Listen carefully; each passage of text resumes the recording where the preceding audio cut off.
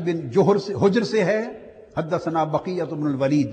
امام ابو داؤد عبد الوہاب بن نجدہ انہوں نے دوسری سند سے لی، یہ دوسری سند سے حدیث آئی ہے، سند مختلف ہے، آگے ارباز بن ساریہ ہے، تو انہوں نے لفظ بیان کیا کہ فَإِنَّهُ مَن يَعْشِ مِنكُم، تم میں سے جو شخص زندہ رہے گا جلد اختلاف کثیر دیکھے گا۔ اور اختلاف کثیر کو بیان کر کے انہوں نے پھر علیکم بسنتی کو پہلے بیان کر دیا تھا، انہوں نے فرمایا وہ جلد اختلاف کثیر دیکھے گا، اور یہ جو اختلاف کثیر امت میں سر اٹھائیں گے، فرمایا یہ ہیں وَإِيَّاكُمْ وَمُحْدَثَاتِ الْأُمُورِ، یہ محدثات الامور ہیں۔ امام ترمذی نے بالکل اختلافاً کثیرہ کے معنی بعد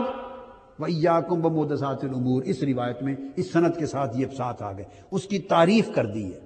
کہ اختلافاً کثیراً کیا ہوں گے، جو فوری میرے وصال کے بعد اختلاف کثیر اٹھنے والے ہیں وہ محدثات الامور ہیں، متعین کر دی محدثات الامور، اور پھر فرمایا فَإِنَّهَا دَلَالَةٌ، یہ دلالہ ہے۔ اب میلاد کہاں سے آ گیا اس میں عرس کہاں سے آ گئے، انگوٹھی چومنا ختم، ان چیزوں کا ان چیزوں جھوٹی دعوی نبوت ہے، منکرین زکوٰۃ ہیں، فتنہ مرتدین ہے، ان کو آقا محدثات الامور اور دلالہ کہہ رہے ہیں، اور انہوں نے جڑ دیا لا کے یہاں ان چھوٹے چھوٹے نیکی کے اعمال اور صدقات اور خیرات اور صالحات پر۔ کتنا بڑا ظلم ہے عظیم۔ حضور نے فرمایا فَإِنَّهَا دَلَالَةٌ، یہ ہے کل بدعت دلالہ کی تعریف حضور نے خود کر دی، شرح کر دی، شرح الحدیث بالحدیث، فرمایا یہ دلالہ، کہتے ہیں نا کل بدعت دلالہ، فرمایا فَإِنَّهَا دلالہ، پوچھتے ہو دلالہ کیا ہے، یہ دلالہ ہے، وہ نہیں ہے، یہ دلالہ ہے۔ اور اس کے بعد فرمایا فَمَنْ أَدْرَكَ ذَلِكَ، یہ تو تدارک کی حکمت بتا رہے تھے کہ تم میں سے جو کوئی اس زمانے اور اختلافات اور یہ منظر کو پالے فعلیہ، پھر اس پر لازم ہے ان بدعتوں کی بجائے فعلیہ بسنتی وسنت الخلفاء الراشدین المہدیین ودوا علیہ بالنواجذ، اس پر لازم ہے کہ خلفاء راشدین کی سنت کو تھام لے، کیونکہ وہ میری سنت ہے۔ وہ اب یہ جو ترتیب ہے اس حدیث سے، امام احمد بن حنبل نے بھی اسی سے روایت کیا، یہی مضمون اسی نظم سے امام دارمی نے بھی اور مختلف ائمہ نے سارا روایت کی۔ یہ اس حدیث کو باب کے ساتھ لے لیا نا آپ نے کہ اس کا باب اخذ بالسنہ کو لائے اور اجتناب البدع میں یہ تمام چیزیں لے آئے، اور یہ تمام باقی جو روایتیں ہیں مختلف انہوں نے بھی اسی کے تحت لیا۔ اب یہ کتاب ہے ابن ماجہ، سنن ابن ماجہ۔ آپ دیکھیں کہ ائمہ وہ ہر وقت حدیث کی کرتے ہیں، ابھی اگلے 5 سال کا دور پاکستان میں حدیث کا چلے گا انشاءاللہ۔ انہوں نے یہ حدیث، یہ بات توجہ طلب ہے بیٹے بڑی، اب انہوں نے عنوان ترجمۃ الباب قائم کی، عنوان قائم کر دیا۔ انہوں نے یہ حدیث، یہی بدعات اور کل بدعت دلالہ، یہ حدیث ہی جس ان باب کے تحت درج کی ہے وہ باب و اتباع سنت الخلفاء الراشدین ہے۔ اب یہ بدعت اگر عام معنی میں اس طرح بدعت کا مفہوم وسیع ہو جیسے کر دیا جاتا ہے آج تک، تو ان کا کوئی سنت خلفاء راشدین سے ٹکراؤ ہے؟ جن کو آج بدعت بنایا گیا ہے ان کی کوئی سنت خلفاء راشدین سے بطور خاص کوئی ٹکراؤ ہے؟ آپ سمجھ گئے نا بات؟ تو امام ابن ماجہ نے فرمایا اتباع و سنت الخلفاء راشدین، یہ روایت کرتے ہیں عبداللہ بن احمد بن بشیر بن زکوان الدمشقی سے، اور آگے پھر وہی روایت حضرت ارباز بن ساریہ سے، اور وہ آقا علیہ السلام کے کلمات وہ یہ علیکم بتقوی اللہ والسمع والطاعہ، یہ مقدمہ ہے ترمذی شریف کا مقدمہ، اور اس کے اندر 6واں باب ہے مقدمہ میں اتباع و سنت الخلفاء راشدین المہدیین۔ تو وہ براہ راست چونکہ اس حدیث کا مورد، شان نزول، اس حدیث کا شان ورود ہی خلفاء راشدین کے دور میں پیدا ہونے والے فتن ارتداد تھے، اور انہی کو حضور علیہ السلام نے محدثات الامور اور بدعات اور دلالات کہا تھا، اور انہی کے مقابلے میں تمسک بسنت النبی و بسنت الخلفاء الراشدین کا حکم دیا تھا انہی کے لیے۔ لہذا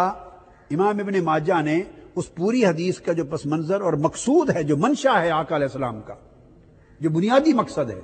اس کو سامنے رکھتے ہوئے انہوں نے باب بھی وہی قائم کر دیا ہے۔ فرمایا تو آقا علیہ السلام فَعَهْدْ إِلَيْنَا بِعَهْدٍ، آقا علیہ السلام نے ہم سے عہد لیا تقوی کا اور سمع و اطاعت کا۔ وَإِنْ عَبْدًا حَبَشِيًّا، اور عبدًا حبشین کی مثال اس لیے دی تھی کہ یہ تو میرے قریش ہیں، یہ تو میرے مہاجرین ہیں، میرے انصار ہیں، یہ تو وہ لوگ ہیں جنہوں نے پوری خدمت کی ہے، قربانیاں دی ہیں اور میرے ساتھ اسلام کو استحکام دیا اور قربانیاں دی، آباد کیا۔ یہ تو خلفائے راشدین و مہدیین ہیں۔ میں تو کہہ رہا ہوں کہ ایسے موقع پر اگر کوئی حبشی غلام بھی تمہارا خلیفہ اور امیر ہو تو تب بھی سنت یہ ہے کہ اس کی بات ماننا۔ تو یہ تمام چیزیں اس کے ساتھ ہیں، تقوی تاکہ ایسے اقدامات سے ڈرنا، اللہ سے خوف کرنا، یعنی اس پورے مضمون سنت اور بدعت کے ساتھ ان عبد حبشی خواہ کو حبشی غلام ہی کیوں نہ ہو، سنت اور اطاعت اس کو سننا اور اس کی اطاعت کرنا، یعنی تم اپنے خلیفہ کے پیچھے جانا، خلیفہ راشد کے پیچھے، ان فتنہ پروروں کے پیچھے نہ جانا۔ کیوں؟ دونوں کا سٹیٹس سمجھایا ہے، ادھر خلفائے راشدین ہوں گے ابو بکر صدیق اور آگے دیگر خلفاء، ادھر مدعیان نبوت منکرین زکوٰۃ اور سرخنے ہوں گے مرتدین کے، دو گروہ ہو جائیں گے، اختلاف کثیر ہوگا۔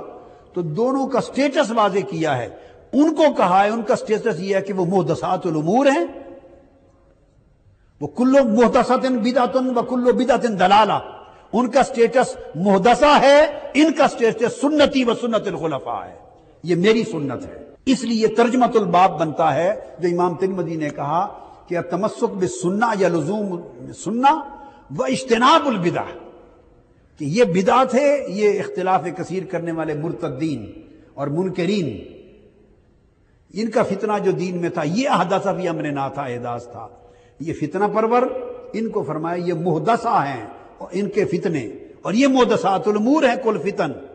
اور ادھر خلفائے راشدین کا سٹیٹس کیا ہے؟ فرمایا علیکم بسنتی و سنت الخلفاء، وہ میری سنت ہے۔ تو فرمایا وَإِيَّاكُمْ وَالْأُمُورَ الْمُحْدَثَاتِ، انہوں نے اس کو ایک اور لفظ کے ساتھ بیان کیا اور تشریح ہو گئی، اوپر بیان کر دیا نا سارا، فرمایا کہ وَالْأُمُورَ الْمُحْدَثَاتِ، جو نئے اختلاف کثیر کی شکل میں محدثات کے امور ابھرنے والے ہیں، فرما رہے وہ فَإِنَّ كُلَّ بِدْعَةٍ ضَلَالَةٌ، وہ بدعت ہیں اور وہ دلالت۔ اب اس سے معلوم یہ ہوا کہ اولاً تو حضور علیہ السلام کے فرمان کے مطابق بدعہ اور دلالہ کا مفہوم، اس کا دائرہ، اس کا اطلاق معین ہو چکا ہے۔ اب اور وہ معین کیا ہوا کہ وہ جو فتنہ ہائے ارتداد ہیں، جس میں جھوٹی ادعاء نبوت کا نہیں، جھوٹی نبوت کا کوئی دعویٰ ہو گیا، زکوٰۃ کا انکار ہو گیا، کوئی نماز کا انکار کر دے، کوئی حج کا انکار کر دے، ارکان اسلام ضروریات دین کا انکار کر دے، یا کسی نئی جھوٹی نبوت جیسے امر کے ساتھ اضافہ کر دے یا مرتد ہو جائے، تو تعین یہ ہو گیا کہ جو فتنہ مرتدین کا ہو، جو بندے کو خارج از اسلام کر دے، ارتداد کا فتنہ، حضور نے ان کو محدثہ کہا اور ان کو بدعہ و ضلالہ کہا۔ یہ معنی ہو گیا بدعہ اور محدثہ۔ اور اب چھوٹے امور کے اوپر بدعہ دلالہ کا اطلاق کرنا بھی خود محدث